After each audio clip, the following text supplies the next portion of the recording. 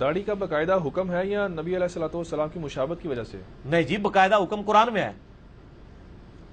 سورہ نساء کی آیت نمبر 119 ہے، شیطان نے کہا تھا وَلَآمُرَنَّهُمْ فَلَيُغَيِّرُنَّ خَلْقَ اللَّهِ،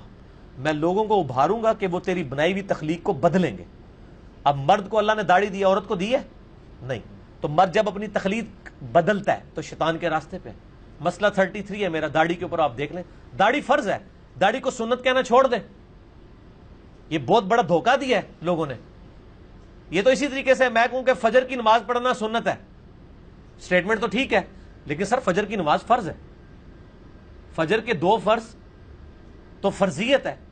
آپ علیہ السلام بھی پڑھتے تھے اس لیے سنت بھی ہے۔ رمضان کا روزہ رکھنا سنت ہے، سٹیٹمنٹ تو ٹھیک ہے، لیکن یہ تو نہیں میں کہوں گا رمضان کا روزہ رکھنا فرض ہے،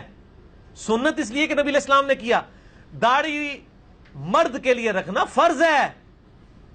اور اتنی داڑھی جس کو عرف عام میں داڑھی کہا جا سکے۔ مٹھی رکھیں گے، جو میری تو مٹھی سے بھی زیادہ ہے، میں نہیں کاٹتا، مٹھی رکھیں تو سنت موقدہ پہ عمل ہوگا۔ اگر آپ تھوڑی تھوڑی داڑھی رکھ لیتے، جس طرح آپ کی شیپ، جس طرح ان کی بھائی کی بڑی ہوئی ہے، ان کی بڑی ہوئی ہے، بس ٹھیک ہے، فرض ادا ہو گیا، کیونکہ ان کو کوئی یہ نہیں کہے گا عورت کا چہرہ ہے، داڑھی تو صاف نہیں ہے نا، تھوڑی سی داڑھی آ گئی کافی ہے۔ مٹھی رکھیں افضل ہے، سنت ہے، لیکن شیطان کی مخالفت ہو جائے گی جب آپ شیو کرنا چھوڑ دیں گے،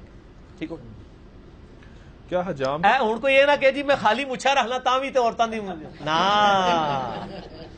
خالی مچھے رکھنے تے صرف مچھا لے سے تیری جڑی ہے نا معاملہ ہوئے گا، تھلے تے پھر کام ہوتے ہی ہے پکی، میں تو نال نسبے حال کراں گا۔ اچھا علی بھائی، اسی سے مونچھوں سے ایک سوال آ گیا ضمن کہ وہ مشکات المصابی کے اچھا ادھر مجھے حدیث یاد ہے، بخاری مسلم حدیث ہے، ان عورتوں پہ لعنت جو مردوں کی مشابہت کریں، اور مردوں پہ لعنت جو عورتوں کی مشابہت کریں۔ یہ مرد مشابہت کر رہے ہیں عورتوں کی، گلے میں ادھر کانوں میں بالیاں بھی ٹانگ کے اور بڑے عجیب و غریب بریسلیٹ اور پتہ نہیں کیا کچھ پہن پون کے، ٹھیک۔ مشکات المصابی کے اندر ایک روایت موجود ہے جس میں ہے کہ جس نے مونچھیں نہ کتروائیں وہ ہمیں سے نہیں ہے،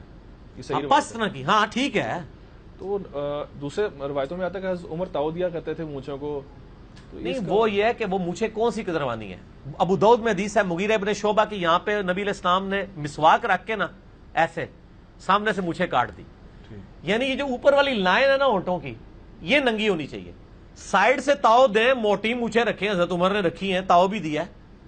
مونچھوں کا کوئی اسلام مخالف نہیں ہے۔ افضل یہ ہے کہ مونچھیں پست ہوں جس طرح میری ہیں، نبی علیہ السلام پست رکھتے تھے، اگر کوئی رکھنا چاہتا رکھے، لیکن کھانا کھاتے پانی پیتے بیچ میں نہ، یہ اوپر والی لائن نظر آنی چاہیے، سائڈ سے جتنی مرضی رکھے، ٹھیک ہے۔